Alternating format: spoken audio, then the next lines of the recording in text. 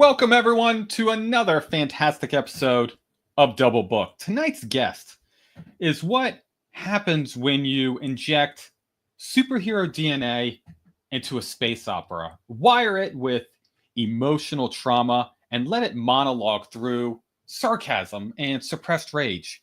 He didn't just write a book, he detonated one across multiple genres. He's the mastermind behind Wistful Ascending, the first in a series that asks, what if Superman quit, moved to a space station, and spent his retirement dodging war crimes and emotional intimacy? He's the literary engineer of Orbital Chaos, the cosmic therapist for hybrid demigods, and the guy who made emotional restraint the most dangerous weapon in the galaxy. Please welcome the chaos conductor himself, Joe Berne. How's it going, Joe? I'm good, Josh. Thank you. That was a unique introduction. I'm gonna have to bookmark that and like pull stuff from it for my social media profile or something like. Captain of Chaos. Oh, that's great. Thank you so much. Thank you so much for having me. Yeah, I appreciate you being here, man. I've really been looking forward to this conversation for a while. I want to start out by saying I was a little nervous to going through and jumping into your book because I was like, I really like Joe. Joe is awesome.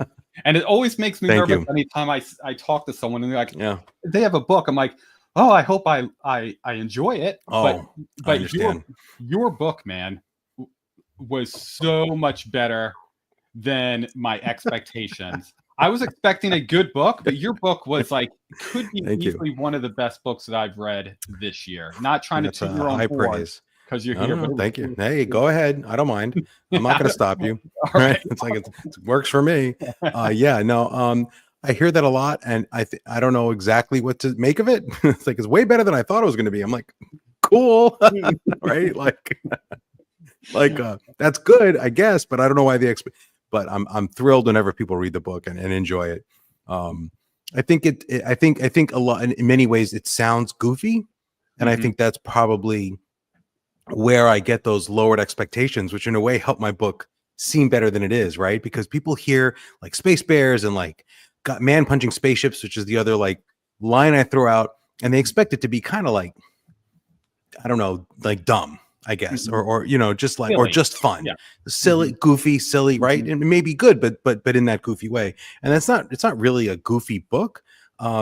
So I think people are always like, oh, there's actually like, it's not ridiculous, right? Which nothing wrong with a ridiculous book. If you want to write a ridiculous, people love ridiculous books, and like there's a huge market for that. That's fantastic. That's just not what I was doing. So got some people I know in the chats already. Yeah, it has some layers, and that's what I really loved about this book. I do want to go through and give you the opportunity to tell the people a little bit about your book who have not heard about you. But I do want to say hi to a few people that jumped on. Yeah, we have Lucas. Hey, Lucas, how's it going, buddy? And then I agree with Ro on this one. Chaos Conductor. We'll make T-shirts. That's fantastic. We'll make some stickers. We'll give out some merch, and there we go. And then Lucas, your face undersells your book. Not sure what that means exactly, but I'll take it. I don't know. I can't change the face. Like that's a done deal. Man. Lucky dude. Hey man, how's it going, buddy? Yeah. Things are going great. Yeah. We got Joe here. So let's for those unfortunate few that just heard little glimpses about your book, I want to hear from you a quick elevator pitch for your Hybrid Helix altogether. It's what happens if Dragon Ball Z meets Deep Space Nine. It's a retired superhero, former war criminal, former whatever, and trying to live a peaceful life, get a decent cup of coffee, maybe date a girl. And finds that you can ignore your past, but your past won't always ignore you. And because, of course, when you're a retired superhero living on a dead end space station, things won't just be calm and peaceful, because then there wouldn't be a book. So the shit has to hit the fan. So the shit hits the fan, and then things slide from there. And then it's just it's an action story about a guy trying to keep all his friends safe. Trying to be a better person, and also trying to toe that line between sometimes being a better person. Sometimes being a better person makes it hard to protect the things you love. So you've got to try to figure out a way to be a better person and still, not let everyone die. So, which is a pretty, like, these are all tropes we've seen before. Like, none of those ideas are like original or new to me, right? Like this, the guy living a quiet life who's actually super dangerous. Like, we've seen that. I don't know how many movies that is, but it's a lot, So this is another iteration, and the action is very, I think, Dragon Ball Z like. It's that kind of thing, superhero stuff, and there's some humor in it. There's some sarcasm mostly, but it's not really a comedy. And that's how I pitched the book. But it's a series. 7 books are out. I'm like 3/4 through book 8 through the draft. So I'm gonna hold one up. This is Wistful Ascending. Here we go. Awesome. Ta-da. Look at that beauty. I have a book called Partial Function, which is it's like Taken if it starred Michelle Yeoh and was set on Cradle, and mom punching dinosaurs. So that is in fact a dinosaur on the cover, and she is about to punch it, and she does that many times in the book. And that's like a simpler, more fun story. It's sort of like much more straightforward. It's Kung Fu mom, kids are kidnapped, she gets them back no matter what the cost. It's a little more John Wick and a little less introspective, but I wrote that for Spiffbo. And then I have, as Lucas points out, Grim Dwarf, which was a serialized story that I collected and put together. And that was even more campy fun and even less serious probably than the other stuff.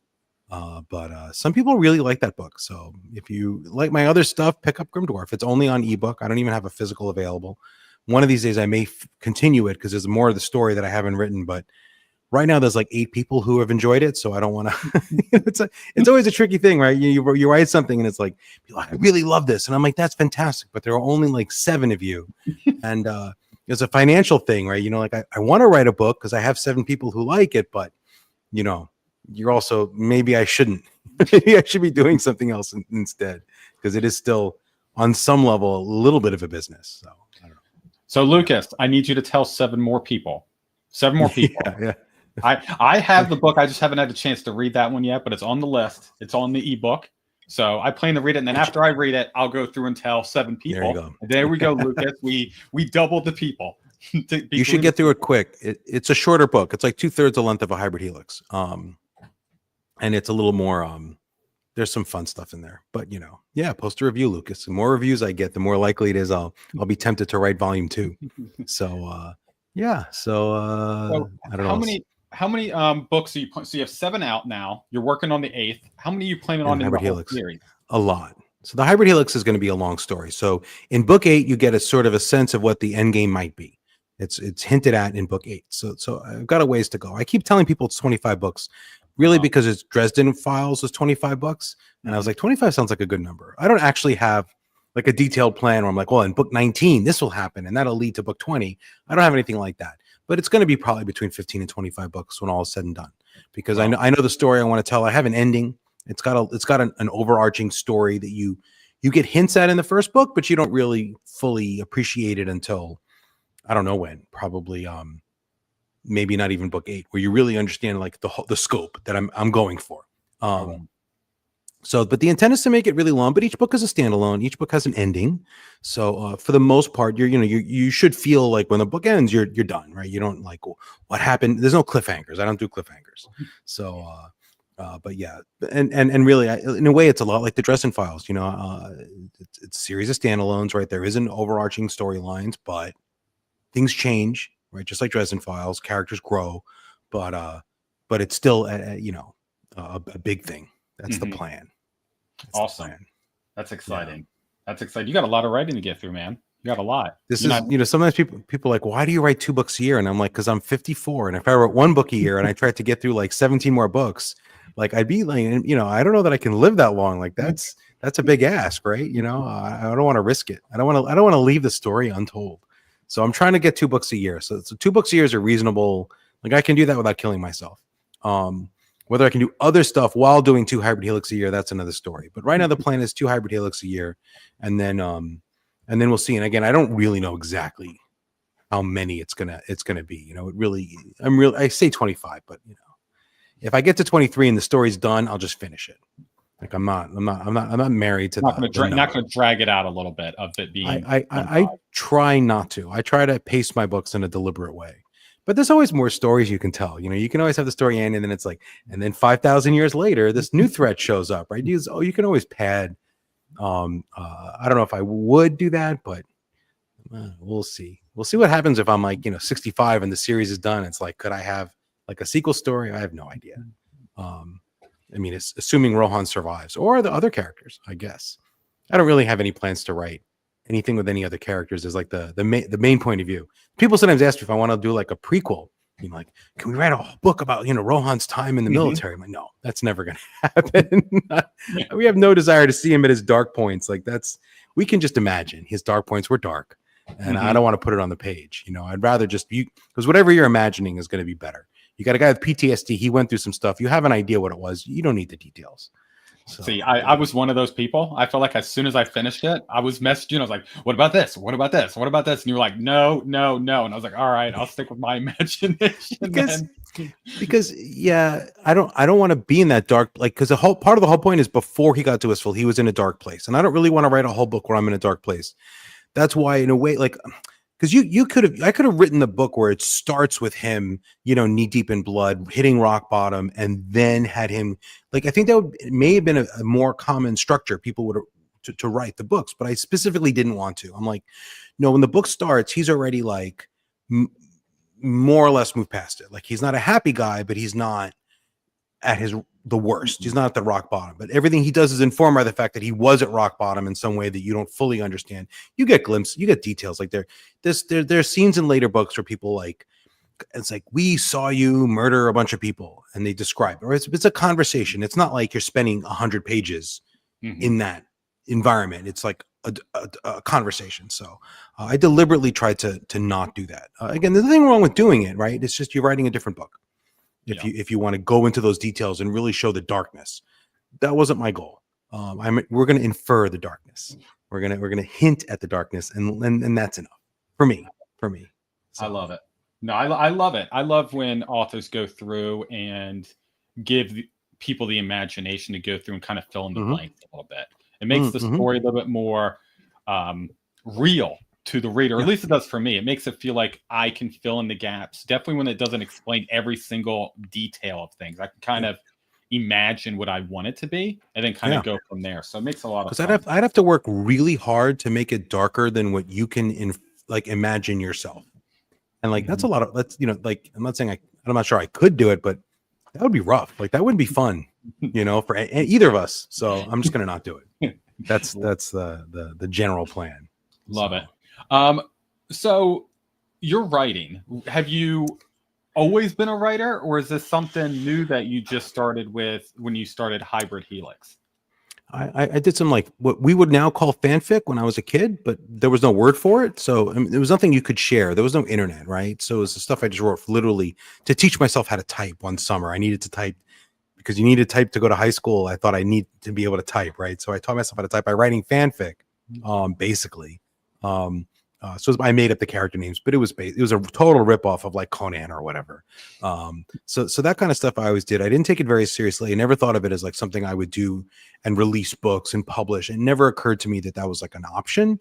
And then in when I was doing grad school, I was doing a lot of DMing, right? So I did a lot of world building for a fantasy world to DM in, and then I turned that into a fantasy novel that I kind of pantsed, and it didn't really work. And then I had an idea for another one about a dwarven bouncer. He worked in a strip club. He was a bouncer, and it was like a noir, like crime story in a fantasy setting, which I thought was cool. And I wrote a whole book and I sent it to Tor, and they just said, thank you very much, but no, thank you. And it was like 99, and there was no Kindle. There was no self-publishing the way we think of it. It wasn't really possible. So I just kind of trunked it, put it on a shelf, and I got a job, went about my business. And then in 2006, I wrote a superhero novel, which was probably better, but it's not great. But again, even in 2006, Kindle didn't exist yet, right? Like, you had to like go and spend 10 grand and print like a case, like a pallet of books, and like drive them around in your trunk. And people made money that way. Like Larry Correa got to start doing that and sold a lot of books, but part of that was because he had a community from the gun forums of people who knew him and would buy his books. I didn't have anything. I was a high school teacher. So I never did anything with that book. And then in 2019, I kind of had some time and I had some mental space, just my life had settled down. I was married. So, you're planning for the wedding. That takes up a lot of time. You're dating, right? That takes, so then I had a little bit of space and I was like, I should write a book again and see if I can actually write something worthwhile. And what I did is I promised myself, I'm going to write this book and I'm going to publish it, even if it sucks. And that is what motivated me to finish it. Because I knew at the end of finishing the book, it was going on Amazon. No matter how bad it was my promise. And that made me finish the book because I had lots of false starts where I wrote like a chapter or two and then, kind of petered out. So I wrote it and enough people liked it that I was like, I should like really try to do this the right way. So once enough people liked the early version of Wistful Ascending, then I went and I did all the Sanderson lectures and I read books on craft and I listened to podcasts. I tried to learn how to write, hired an editor, rewrote the book, completely transformed it, re-released it with a better cover and everything. And then here we are. Awesome. So that was my journey. Which I don't know if not for self-publishing, I probably wouldn't have done any of that, because that was the thing that made me really finish the book and try to make it like a real thing. Mm-hmm. So wow. So Amazon had a positive thing going on. That's good. I mean, before the Kindle, it was really a different space, but now anyone can get a book. You write a book, you can get it published in hours, maybe less, if you know what you're doing. And finding out what you're doing isn't that hard, right? It's not like this knowledge is super hard to achieve, right? You can just look it up. So, I mean, I did it. It's easier now, now I can actually publish a book in like half an hour because I've done it 10 times. But anyway. So are you going to go back and rewrite the Dwarven Bouncer book? Because that sounds pretty cool. I took elements from it and I put them in the Grim Dwarf, which is a very similar, has some similarities, but he's not a bouncer in a club, in a strip club. He's much more of like a D&D style adventurer. So there's some similarities from there. I don't think I'm ever going to go back and I mean, who knows? But I have ideas I find that for most writers, ideas are a dime a dozen. You have so many ideas that you come up with. And if I was going to write something now, I'd probably do something different that I haven't tried before, or something that I thought would sell and was really marketable. Like I have an idea for progression fantasy that I think might sell. And if I ever have the bandwidth, that's probably the direction I'd move in, but I don't have any plans, but probably not going to revisit that particular book. I actually should find it. I don't even know where the manuscript is. I must have it on a hard drive somewhere, but it's better that no one's reading that. It was rough. I just didn't know anything. Yeah. It changed the opinion of people. Like, wow, Joe's amazing. Then they read that one like, whoa.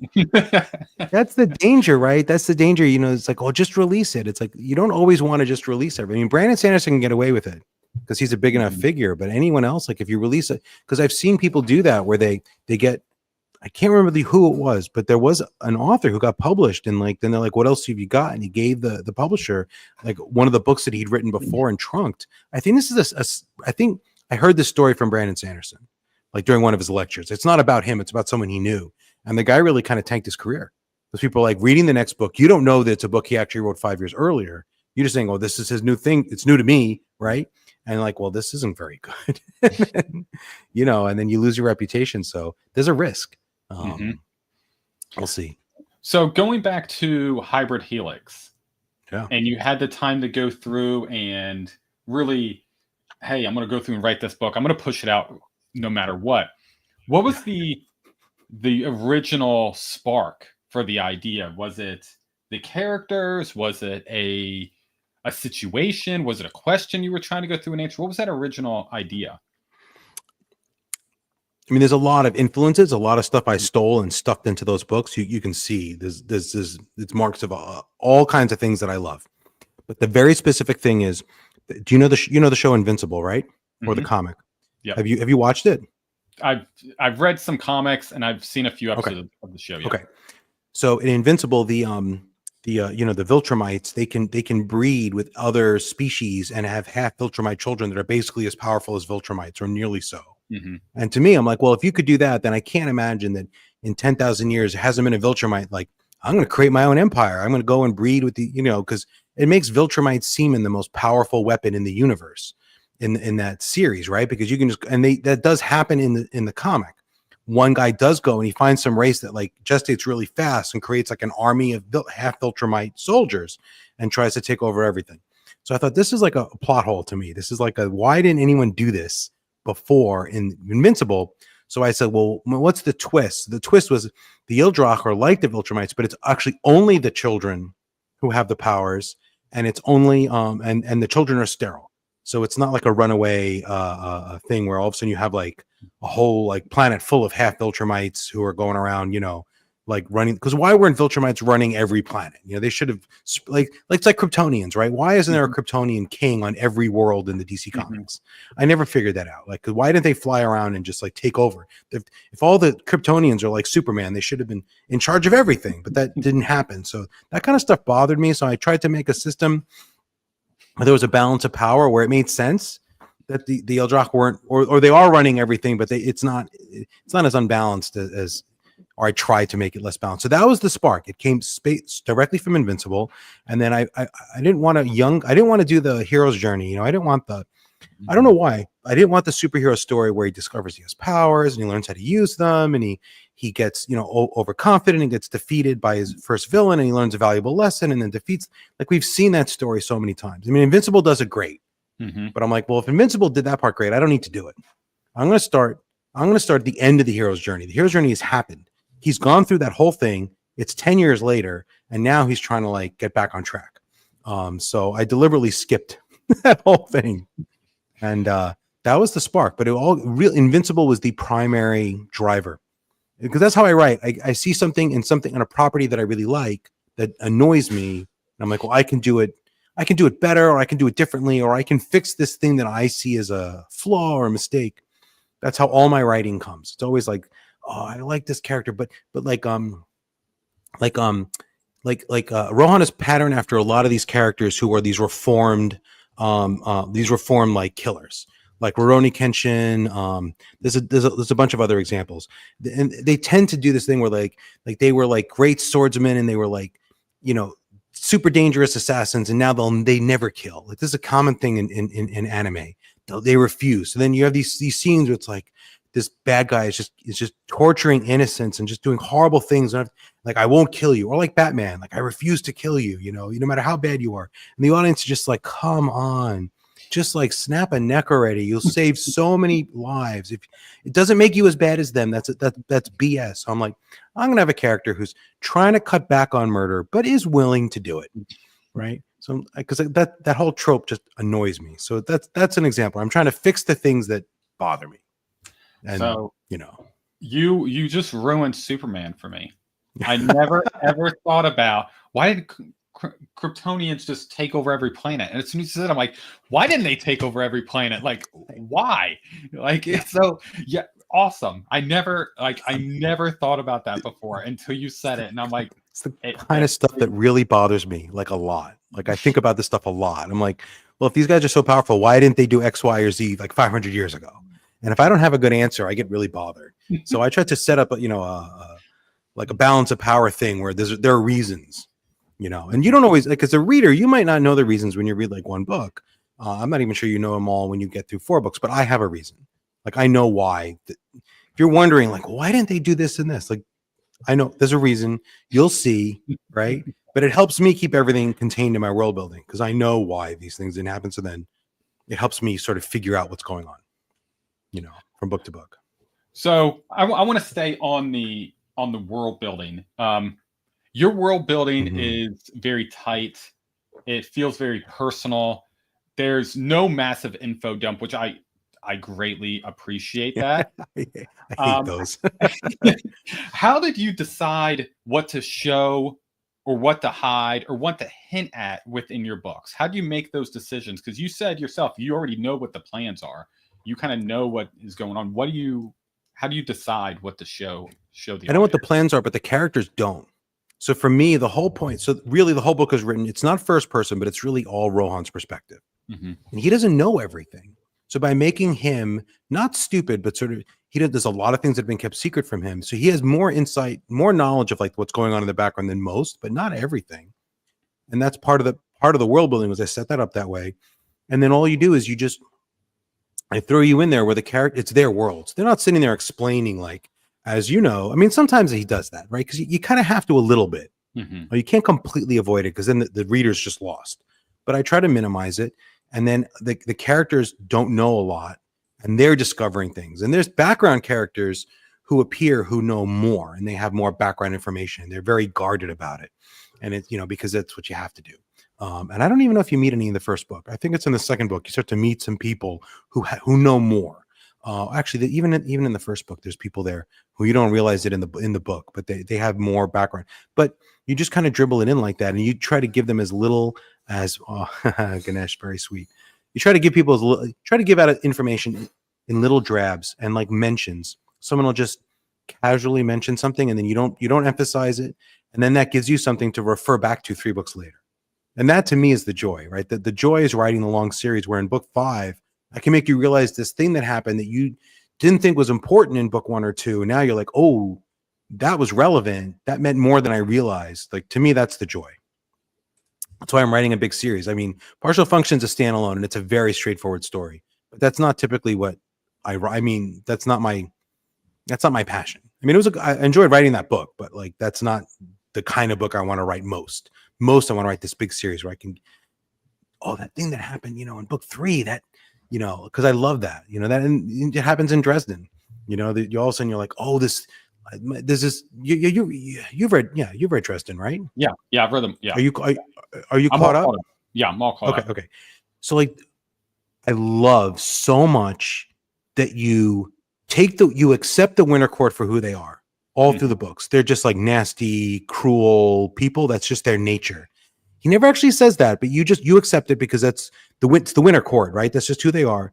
You go through, 15, 18, but whatever many books, and you're just like, that's just who they are. And then you find out there's a reason for it. And all of a sudden, all the things they've done throughout make sense. And they're not just cruel by nature, but there was a purpose to it. And I'm like, I love that moment. Those kinds of moments I love so much. So the goal here is trying to create equivalence for my readers.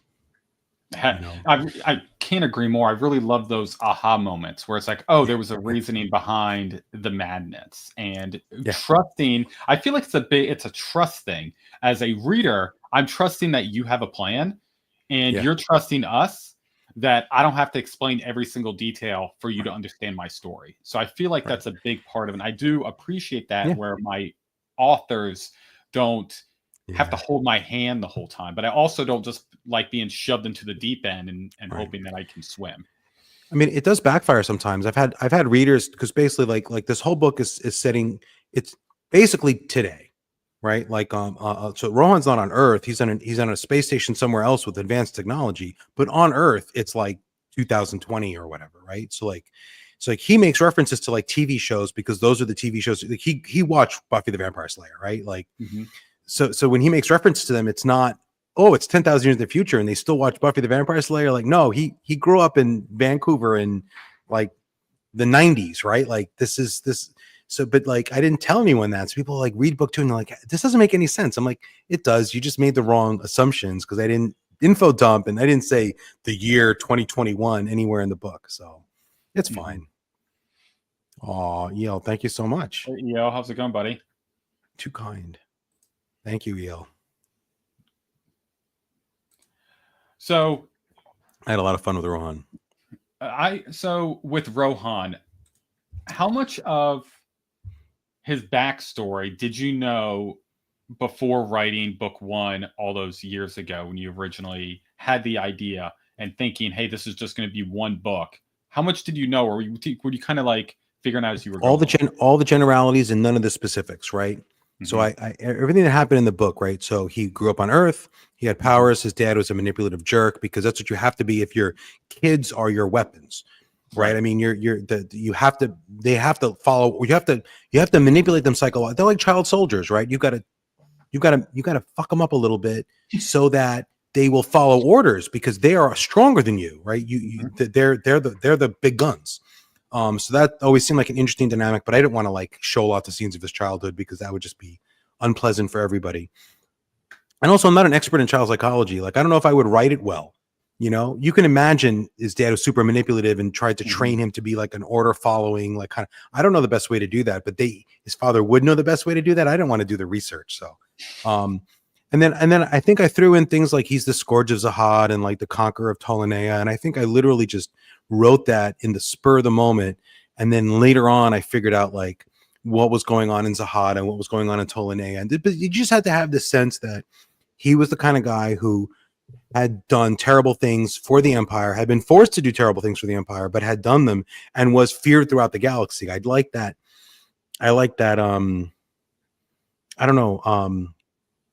I like that tension, you know, like, no, like, I like that when he's a very nice guy and he's very kind, but at some point he's also like, you realize I'm the scary one. Like, you should all know, like, I'm the scary one. Like don't take me for granted, because I love those moments where he's, you know, those are my favorite scenes, is when Rohan finally gets back to in a corner and he's like, no, I'm trying to be nice and I'm trying to make everyone happy and I'm trying to crack jokes and keep the mood light, but at the end of the day, you guys are forgetting, like, you know, I'm the one who knocks. I'm the scary one here. I'm not, you know that Breaking Bad scene I keep seeing from Breaking Bad, he says, you don't understand, like, I'm the one who knocks on the door, like at night, you know, when you think you're safe. So I didn't have any of the details worked out. I still don't. Like, he had like this 10 years where he was working for the military. I said he spent 2 years on the ring gate. That leaves 8 years. He did a lot of stuff. I don't know what it all is.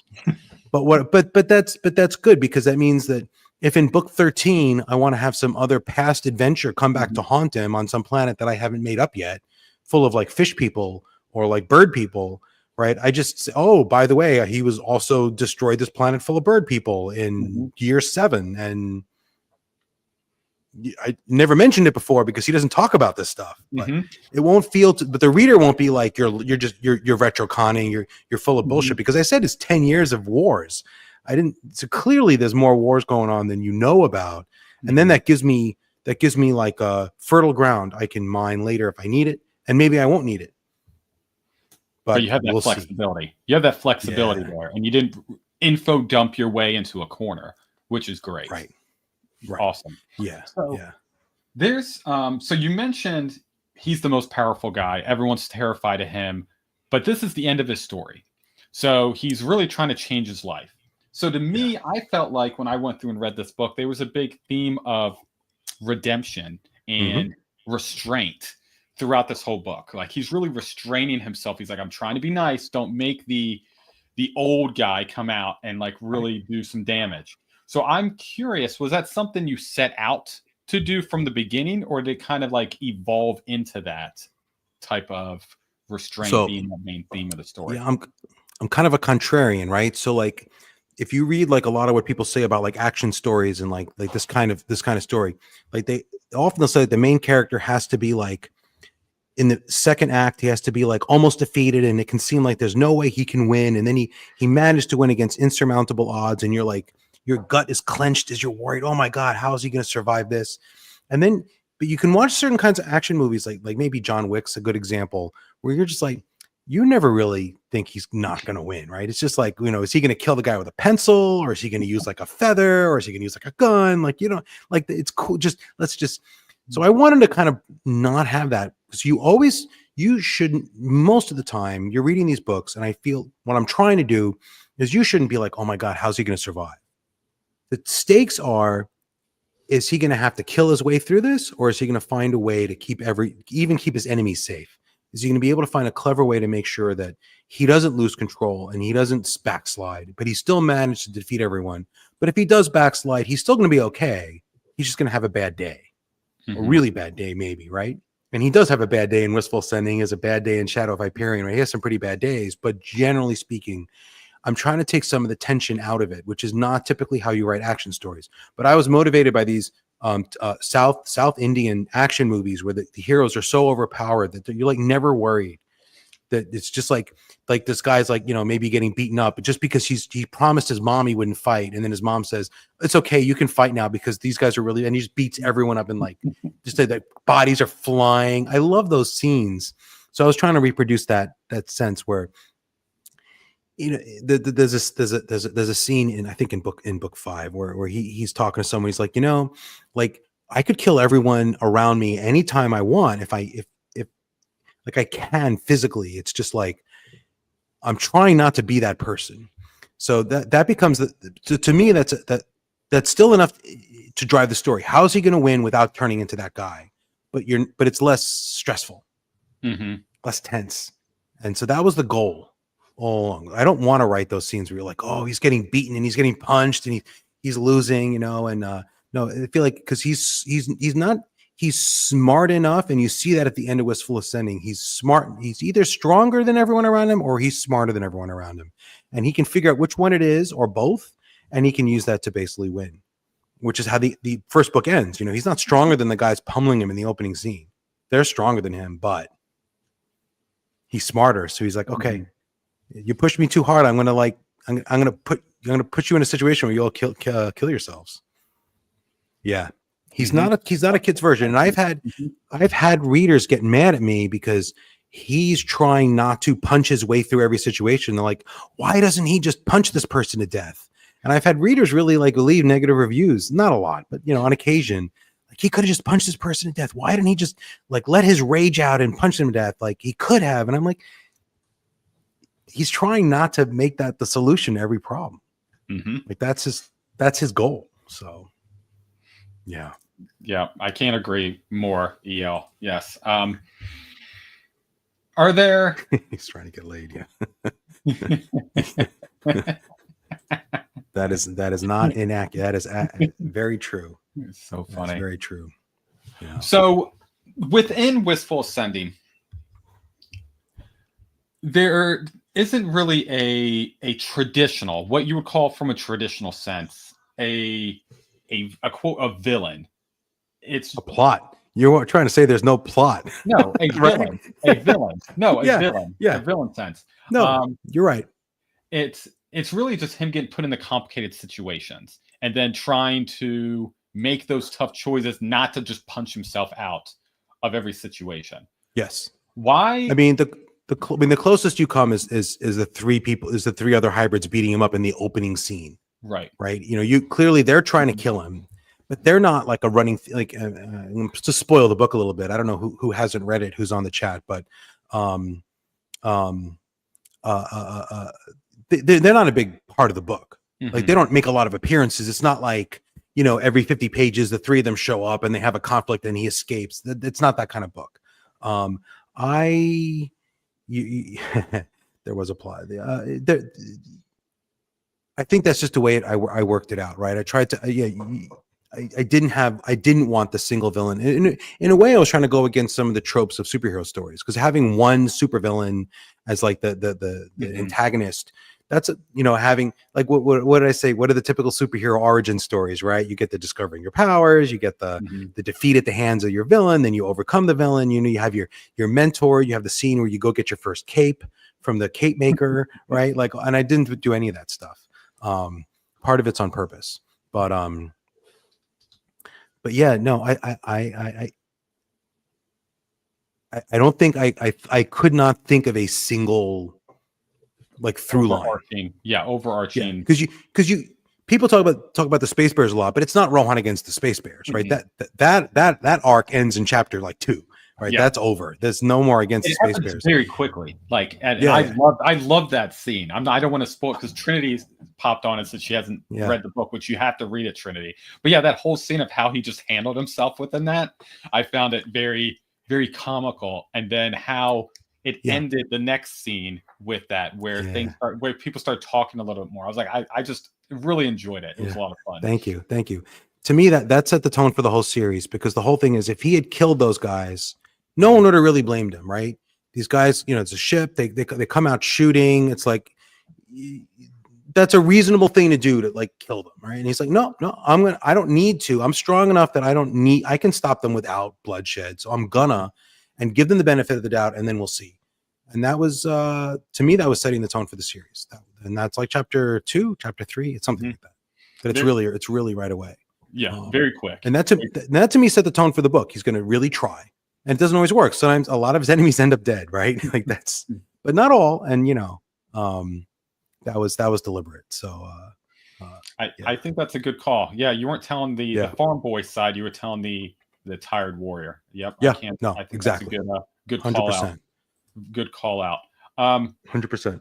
Is there anything that readers constantly miss or maybe misinterpret about this book or maybe some of the other books within Hybrid Helix?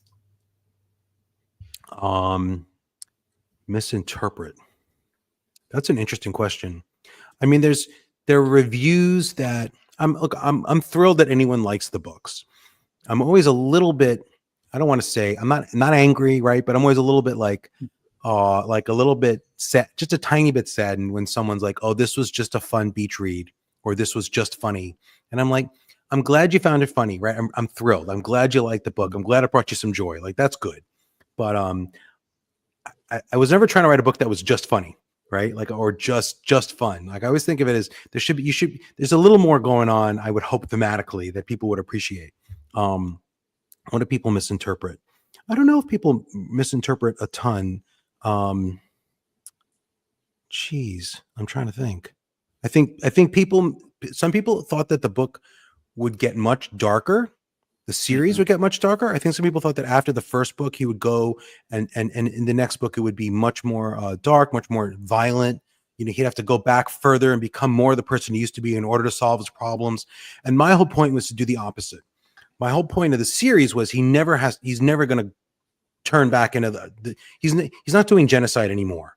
It's not like, oh, but if he gets pushed far enough, then he's going to be the genocider again. Like, I'm trying to avoid that. The whole point is I'm trying to be a hopeful message where you don't have to go back and be that. You don't have to go in that dark places. If you're strong enough, you can find other ways. If you're clever enough and you try hard enough, and you can find other ways to solve problems than the genocidal way, even if you're really good at the genocide. So, which is probably not the tagline I want anyone taking from the video. No, I'm writing that down because that's really good at genocide. Because he is like, that's you're great at genocide. There's other ways. There's other ways than just genocide. Yeah. That's so funny. But I don't want to get pulled. It did bring up another question. So from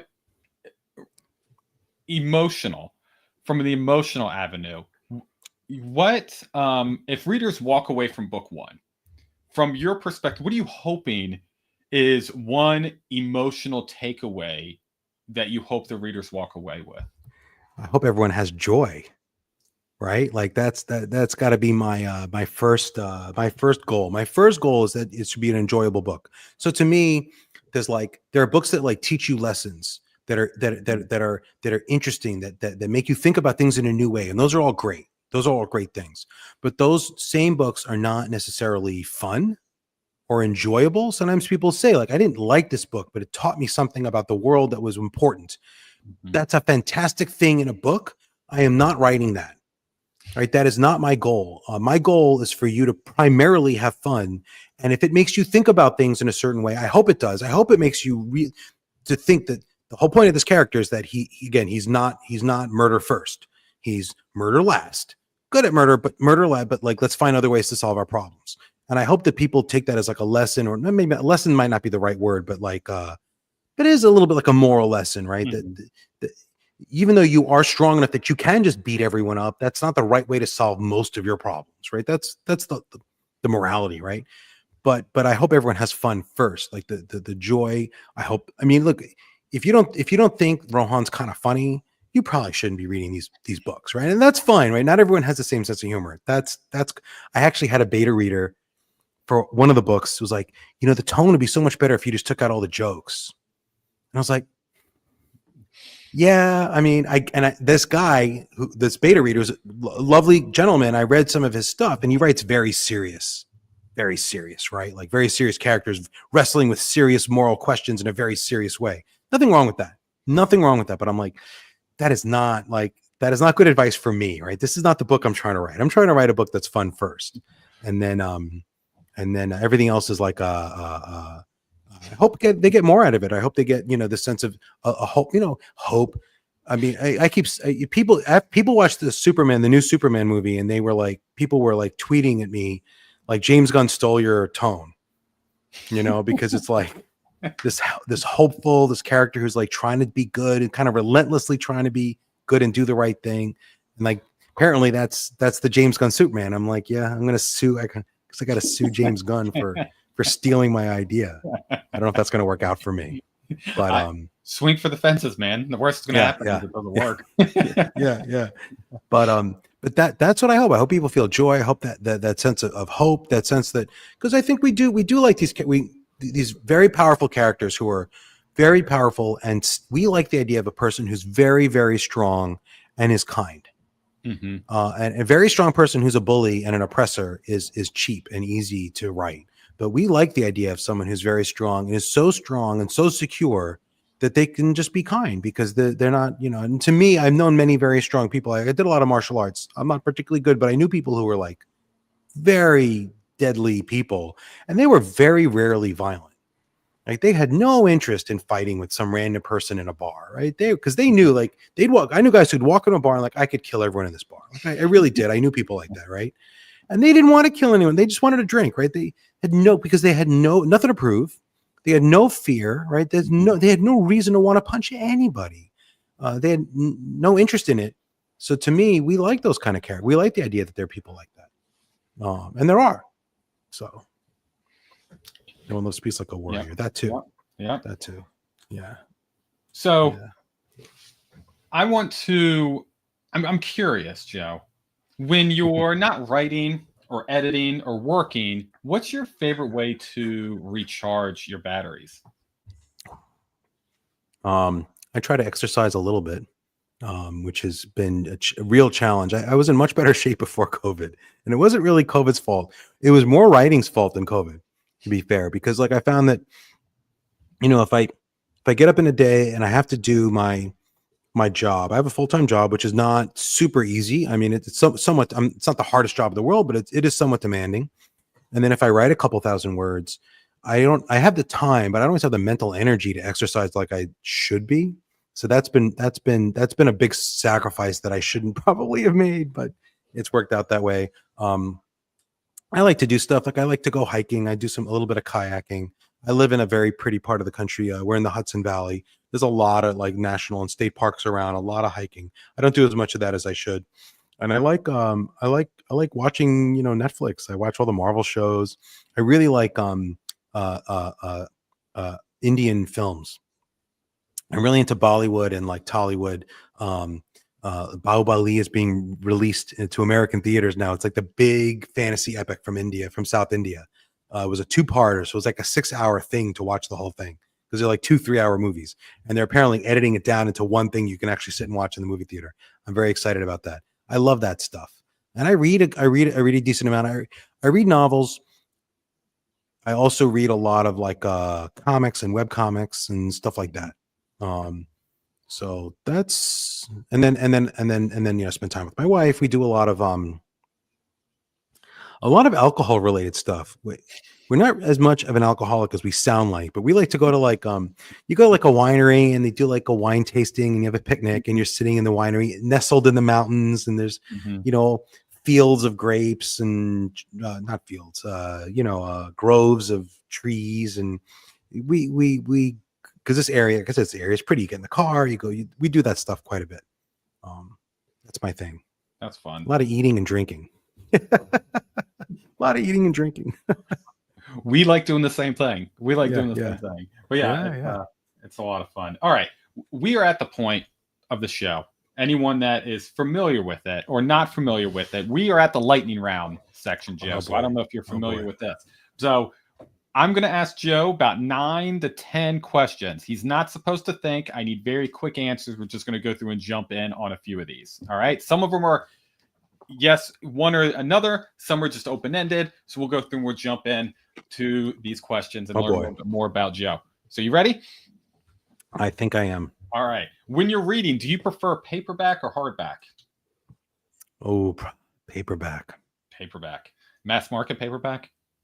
That's the best to read from. I don't like those on the shelf. Right? I usually read digital. I read everything on my Kindle. So when I buy a hardcover book, it's to go on the shelf. It's not to read. And I like the look of those. I like to have them. But if I'm actually like, if you said like, okay, you're on a desert island and you're not gonna be able to charge your Kindle and you have like a box, I'd fill it with paperback, mass market paperback. That's what I grew up with. Yeah. See, I'm the same thing. I bring my Kindle like when I go on vacations or flights, but I always have a mass market paperback in the bag just in case. Just in case. And then I just go through and I read one or the other. All right. Nice. If you could sum up with Wistful Ascending in one sentence that isn't on the back of the book, what would it be? Man punches spaceships. Love it.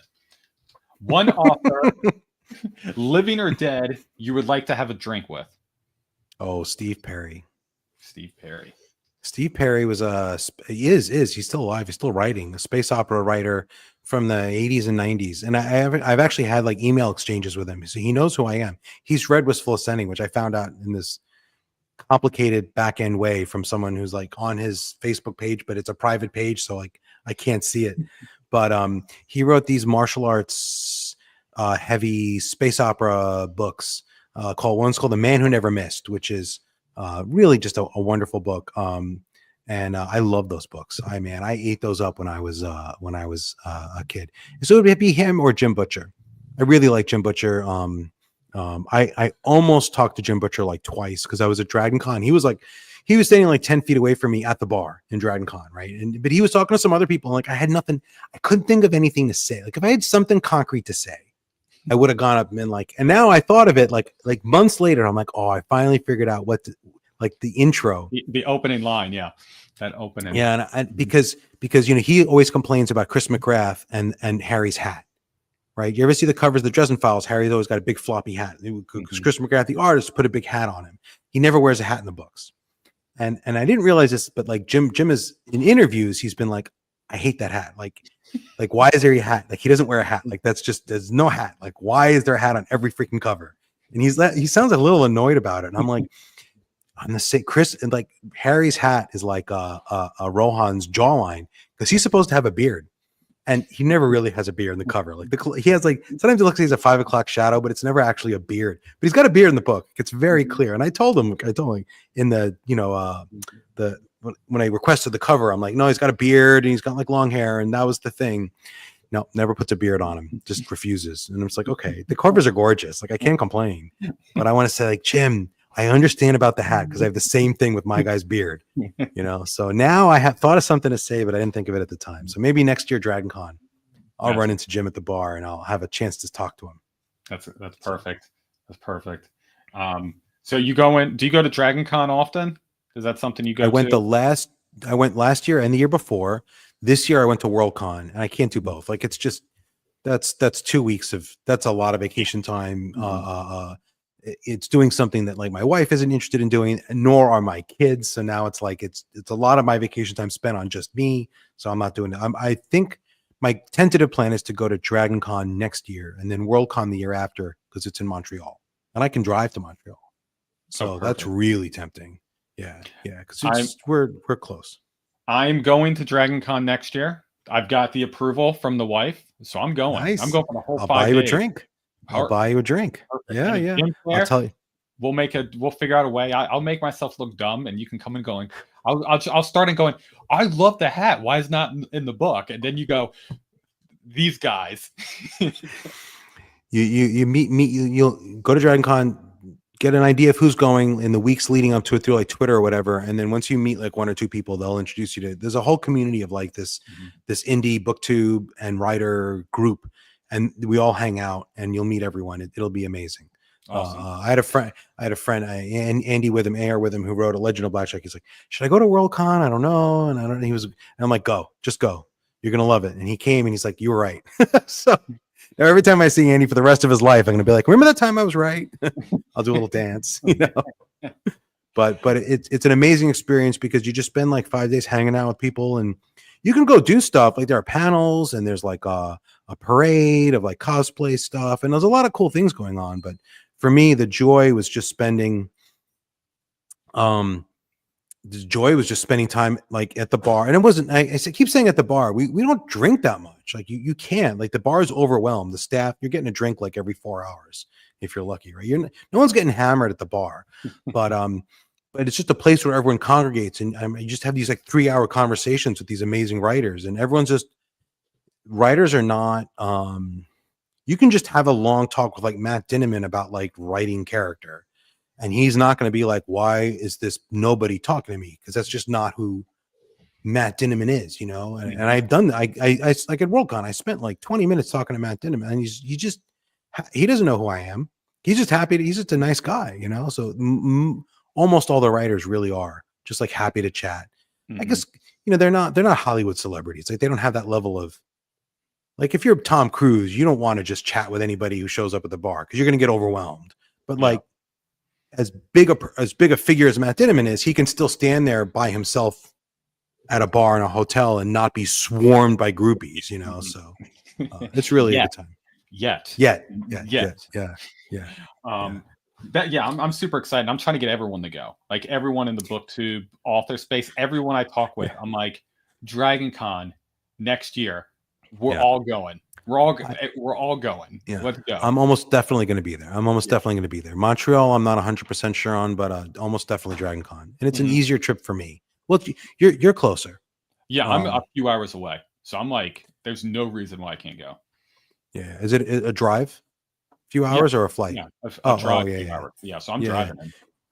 You can get like a B&B that's like a train ride away from the con, and then it sounds like it'd be annoying, but honestly, you get up in the morning, you go to the con, you spend the whole day at the con, you go back at night, you have to get an Uber.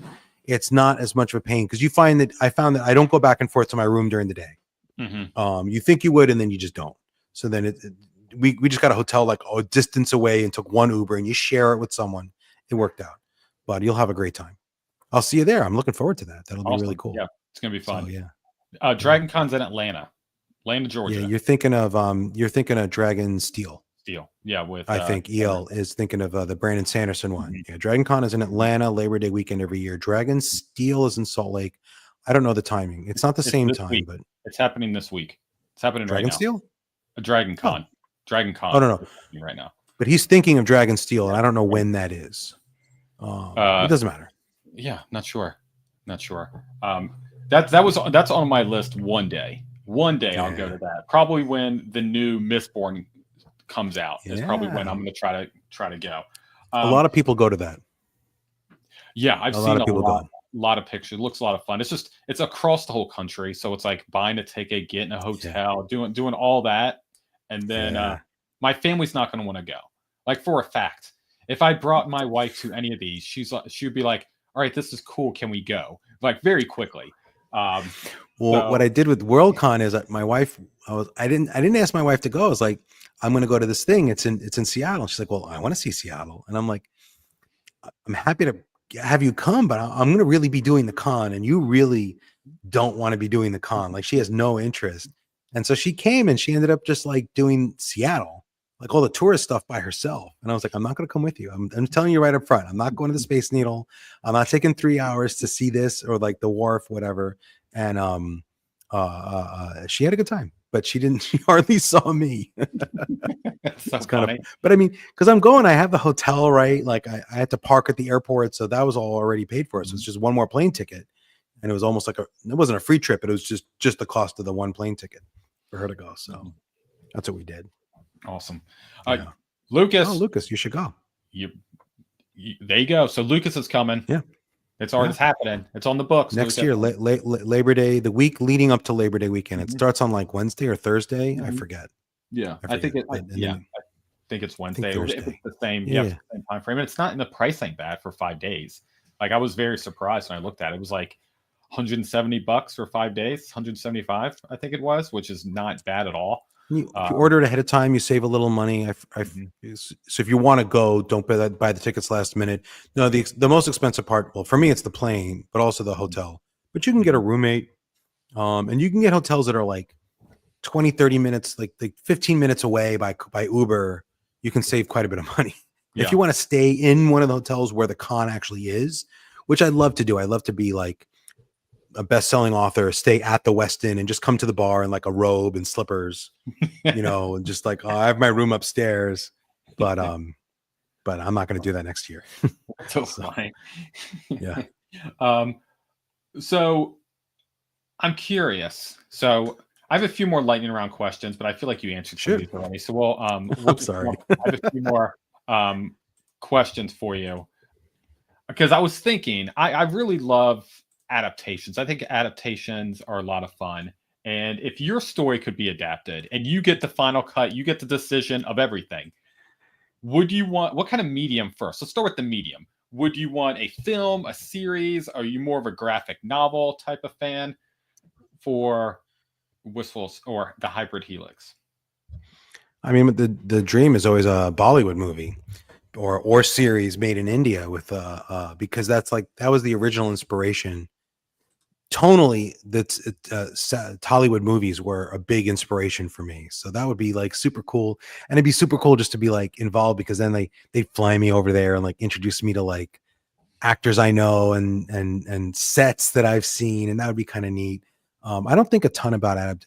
I think a graphic novel would be, I don't have like, I think it'd be cool, but it's not like the thing that's out. But you know, you always want, I feel like you'd want a short TV series. I feel like it'd be hard to get all the plots to make sense in a 2-hour movie, and they'd have to cut something. And I feel like you need all the different things going on, because if they just have one storyline and they cut out like the Ursins or they cut out the romance, it's just going to feel like a flat action movie. And you need all the pieces. So yeah, I'd love like a 6-hour series for each book. That'd be awesome. Awesome. But yeah. Actor. Do you have an actor in mind? Ram Charan. Ram Charan. Ram Charan. Charam. His first name is Ram, Ram. I think that's, or maybe it ends in an N. Ram Charan ends in Ram, Ram, and his last name is Charan. He was one of the leads. He was one of the leads in RRR, which was a pretty popular movie that made the rounds like last year. There are other actors who could pull off the character, but so I don't know if it's fear is not the right word, but like I would be annoyed if I got like Hollywood adaptation and they made Rohan white. Like, it's not like a big problem, right? And like, I would take the money. Like, let's be fair. You know, they're like, oh, we're going to give you George R. R. Martin money, but he's going to be played by Tom Cruise. Like, fine. It's fine. I'll take the money. You make Tom Cruise Rohan. I will not fight you on it. Actually, Tom Cruise would be good for Rohan in other ways, right? He's at the right height. He's at the right build. But it matters to me at least somewhat that he's supposed to be Indian, right? So he's supposed to be Telugu. So I wanted a South Asian actor if I could possibly pull it off. I tweeted this once, and I had all these people like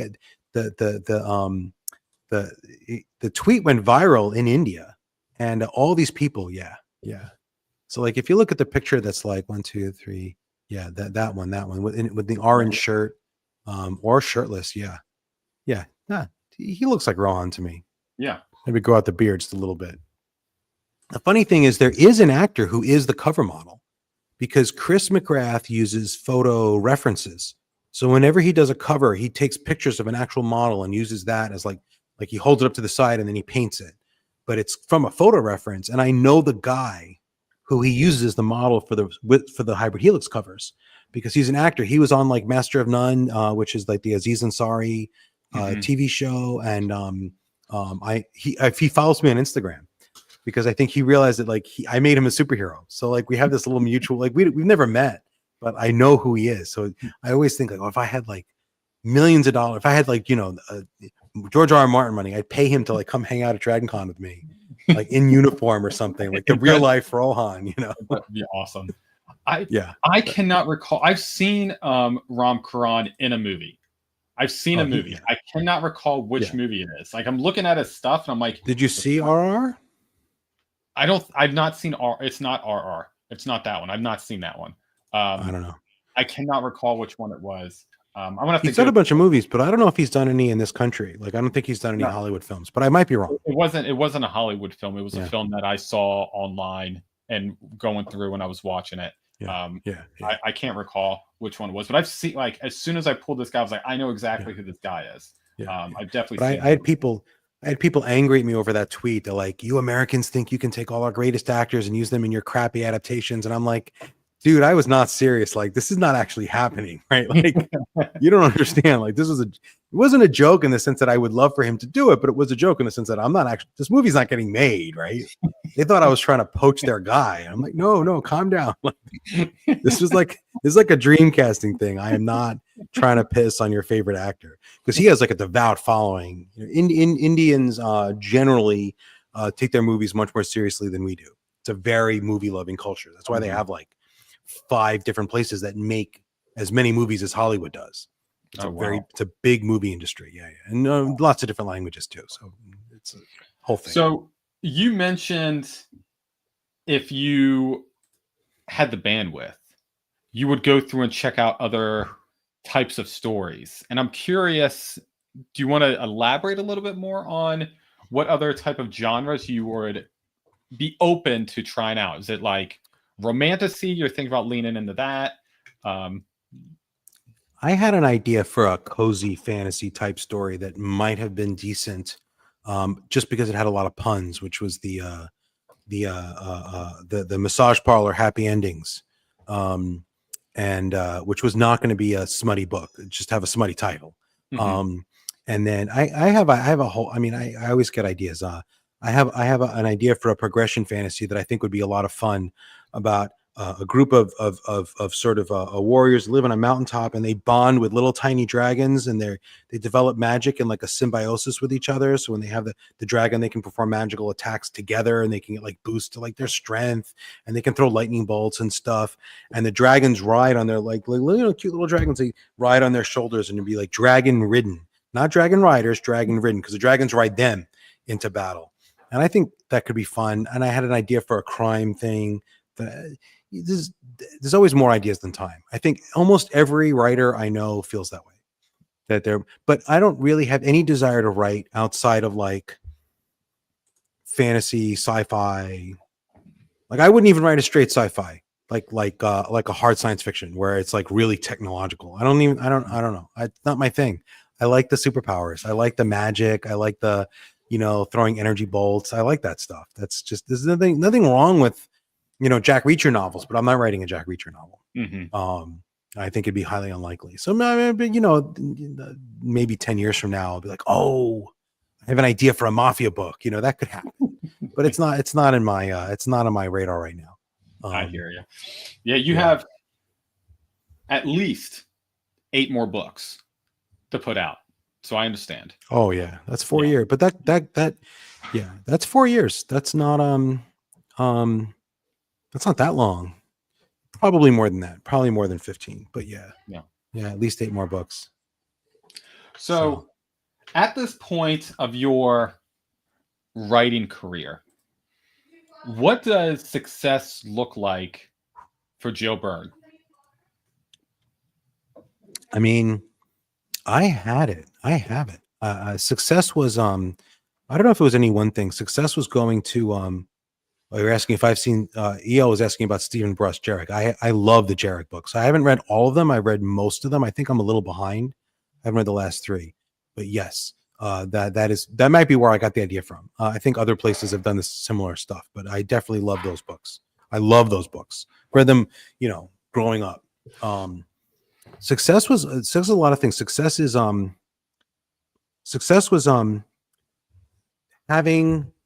finding. So to me, when you write the book you love, it's like an act of communication, right? If someone else loves it, I feel like you're instantly friends. It's like when you find someone who loves the same movie you love or the same TV show, like, oh, you love Buffy the Vampire Slayer too. Oh, like, we're not best friends. People say that and they're kind of kidding, but they're kind of not. They kind of start saying we have something in common.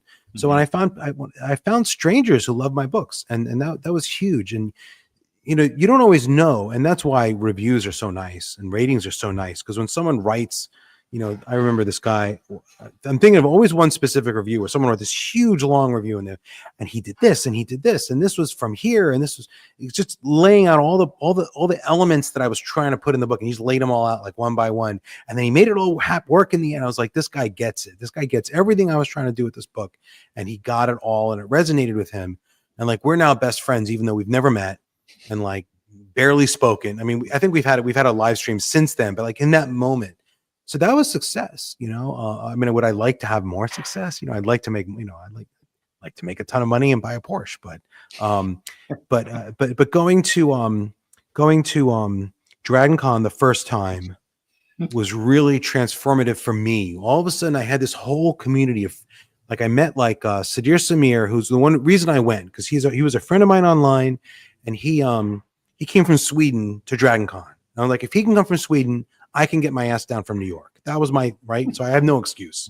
So I went down from New York because of Sadir, but it was also to see other people too. But he was like the final straw. So I go to meet him, and we met, and he was hanging out with Dirk Ashton, who's just one of the nicest human beings you could ever meet. Dirk says he's a hub personality. Dirk's the kind of guy he's been in the game a long time. He knows everybody. And he is the kind of guy who, if you're in a group at a table with him and he sees that you might not know anyone, he'll be, oh, Joe, have you met Zach? And have you met, and this guy did this. And he'll make sure you're involved in a conversation before he lets you alone. And I was in that group, and I was at like some meal, and I was sitting next to, like Zach Argyle and like Dirk Ashton and like, I don't know if Andy Palaquin was at that Dragon Con. I get them. I forget who was at which year, but all these people, and I was like, this is my tribe now.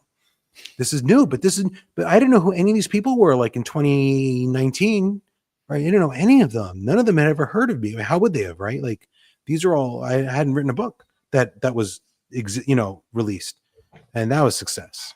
I mean, would I like to make money? Yeah. I'd like to make, I'd like to make enough to retire from my day job, but my day job's pretty good. So like, I don't need it, it's not like I'm grinding away at this job I hate and my life is terrible and books are my only escape.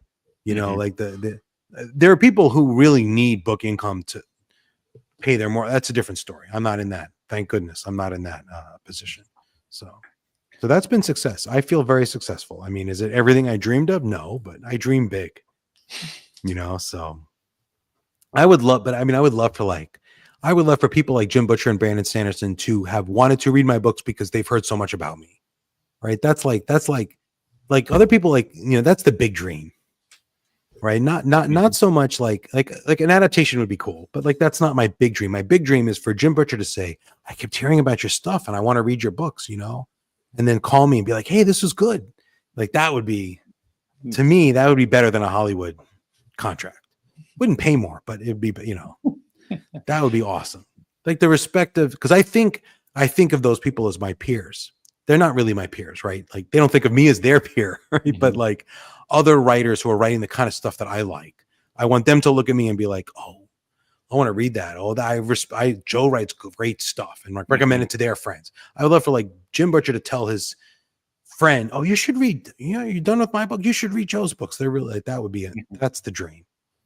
I don't know if that'll ever happen, but it'd be cool. Hey, honestly, I think that's a realistic dream. I feel like that's a realistic one, Joe. It could happen. It could happen. Possible. It is 100% could happen. I love it. Yeah. All right, Joe. Well, I really do appreciate you coming on. It has been pleasure. A blast. I appreciate everyone in the chat. Thank you so much. It was very, very fun. Joe, how can people go through and connect with you and find your books?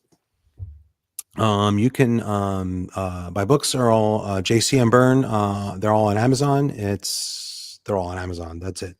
I have a website. I'm gonna make this easy for you. I have a website, jcmberne.com. You can sign up for my newsletter. You get some free stories, including the undervalued Christmas story, which I think everyone should read because it's a blast, where I make Santa officially part of the Hybrid Helix universe.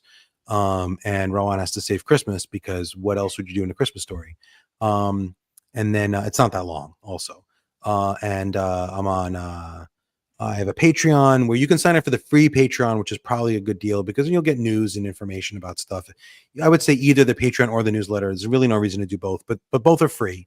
And then Joe Berne 1 at Joe Berne 1 on Twitter, because I had the Twitter long before I was writing, so I didn't. And you can email me at jcmberne@gmail.com. So yeah, I nabbed up all the I nabbed up all the places. Yeah. It's one nice thing of having a semi uncommon name. Like I'm not like the 73rd JCM Berne who's like trying to get a Gmail account, so that, because that happens to people, so. All right. Perfect. Well, I'll also put all your information down in the description below for the replay. So much. So go through and check out Joe's book. Not only is it fantastic, the cover's a lot of fun, but the audiobook is done so well. I think the first 2 books are audiobooks. Just the first one. There's one audio out now. I have Wayne scheduled to make 2 more by the end of this year. Perfect. I don't know if both will be out by the end of the year, but he's going to record them. I think it's like September and October, or October and November. I can't remember. Almost probably October and November because it already is September. But those I'm hoping to have out by the end of the year, or like maybe like the second week. I don't know. Soon. Perfect. Soon. He is contracted for 2 more. He's really great. So you have more than enough time. Go through and check out book 1 if you're an audiobook fan. If not, go get yourself a physical book, or go through and get the ebook. It's a fantastic story. So Joe, again, thank you so much. It's a fantastic Thank you for having me. Everyone in the chat, have a fantastic rest of your day, and make sure you stay overbooked. I appreciate everyone. Thank you so much. Thank you so much.